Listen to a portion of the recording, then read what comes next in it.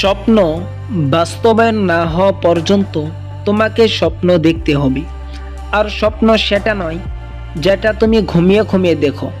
স্বপ্ন হলো সেটাই যেটা পূরণের প্রত্যাশা তোমাকে ঘুমাতে দেয় না। নিজের জীবনে ঝুঁকি নিন।